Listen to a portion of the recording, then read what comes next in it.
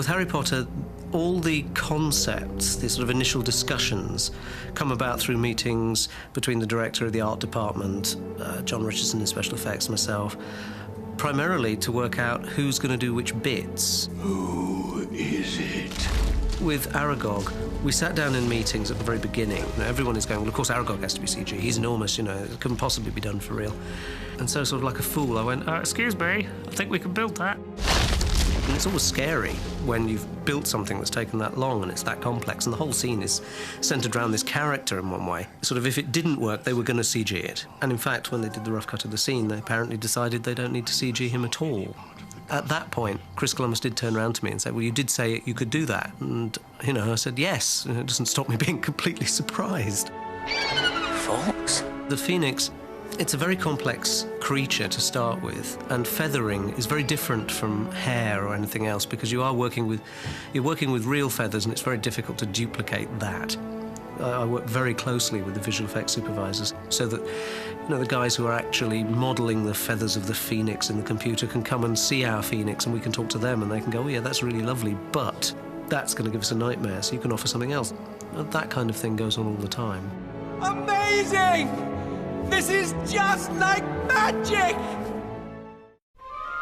The cinematographer's job is not only filming the scene, but lighting it as well. Lighting is important because it can make a scene feel safe or scary. Chris said, I'd like you to see the first film, and we'd like to go darker.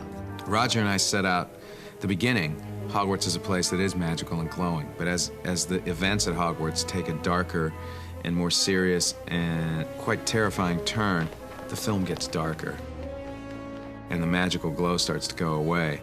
I think dark as a mood, how you achieve it might not entail less light, but it's just allowing the corners of the hall or the staircase to just go off into nothing.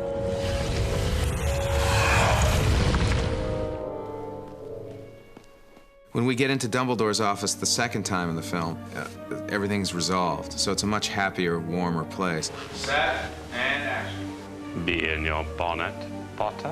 When we get there the first time, Roger and I talked about it being a much more mysterious place because Harry is at a point in the film where he's questioning who he is. You see, I was wondering if you put me in the right house. He's questioning, could he potentially be the rightful heir of Slytherin? Could he be doing something evil without his knowledge? Set, action. We had a Steadicam operator on this film who was absolutely superb. He could move unlike anything I'd ever seen before. It liberated me as a director because I was actually able to stand next to him and take his shoulders at some point and turn him this way and that way. Know any spells? You actually become an active part of filmmaking because you're in there. In a sense, it was similar to the basilisk in the walls of Hogwarts, which is constantly moving and slithering around. We wanted that snake-like quality in the camera movement this time.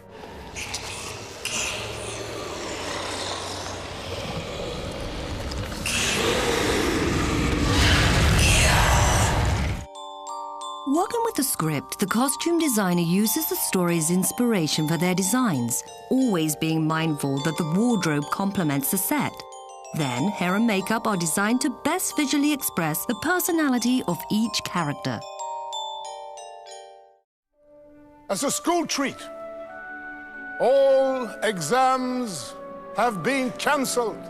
I think Dumbledore is one of those characters who very much had to proceed how he had already, the way he had already gone. Shall we? Dumbledore is difficult with all that hair. It's uncomfortable, especially with that he used to sit on it. So you'd always have to be there to lift it so that he could sit down. Where have you been? Morning, Weasleys! I thought Mr. and Mrs. Weasley's costumes are some of my favourite costumes that I've ever done. It was a big design exercise, really, doing them, because we knew a lot about them from the books, and we know a lot about where they live from the books. And then Stuart Craig and I kind of discussed ever such a lot about their home life, and we knew all about her knitting, you know, how she loves knitting. And so I think we just went on a wool and tweed adventure, you know. I imagine that Mrs. Weasley has crocheted and knitted and pulled together all these things herself. Lockhart's character. It was very difficult because in the script it tells you that he wears lilac and pink and pale blue and all these sort of colours. And really, within the colour scheme of the Harry Potter film, that doesn't work. It would look vulgar and rather, you know, like the end of the pier sort of look. Can everybody see me? Can you all hear me? Lockhart has the most smashing smile, and Ken's teeth weren't actually perfect, so we had these amazing teeth made. And so when he smiles, they're absolutely perfect, top and bottom, white, dead straight. Lucius Malfoy. We tried a lot of things for Mr. Malfoy, and, you know, that was a tricky one. It's one of the worst things for a hairdresser, is putting a blonde wig on dark hair. We bleached his eyebrows at one point, but it took away that strength of character of his face. It detracted. So we went with the dark eyebrows and the light hair. Mark my words, Potter. One day soon, you are going to meet the same sticky end. Once the scene has been shot, the editor is needed to piece the film together. Then, sound effects and music add the finishing touches. Every day the film comes to me, from the shoot the day before. I cut all those pictures together. What a night. 9 raids. 9! Raids? Dad works in the Ministry of Magic, in the Misuse of Muggle Artifacts office. And show that to the director, where he and I massage it into the final story. What I do is I tell a story in pictures. Diagon Alley!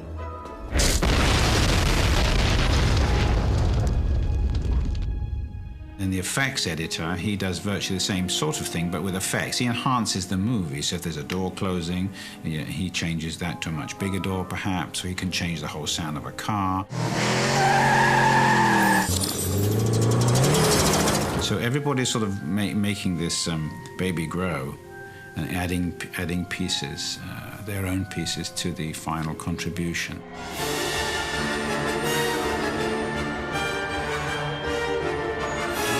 John Williams and I will sit down, and then we'll go through the film and talk about specific places that I'd like music to start and end. No one ever comes in here. Why? Moaning Myrtle. Who? Moaning Myrtle. Who's Moaning Myrtle? I'm Moaning Myrtle.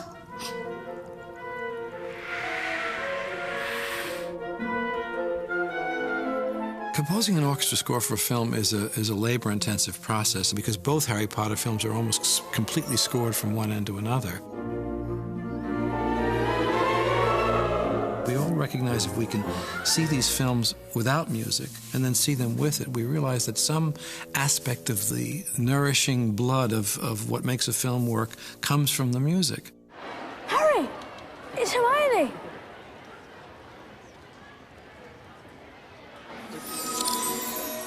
Harry! It's Hermione!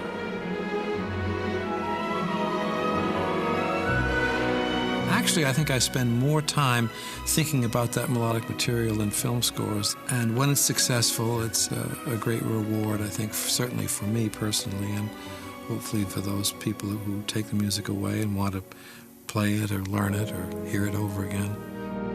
It's the work of many talented people that make the magic finally come to life on film. Now, let's take a peek at the final results.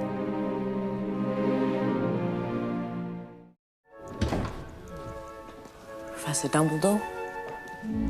There is sufficient evidence to have you both expelled.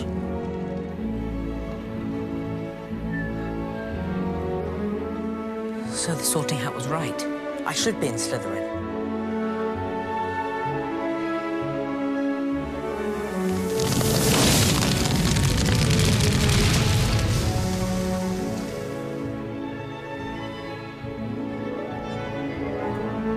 Be in your bonnet, Potter.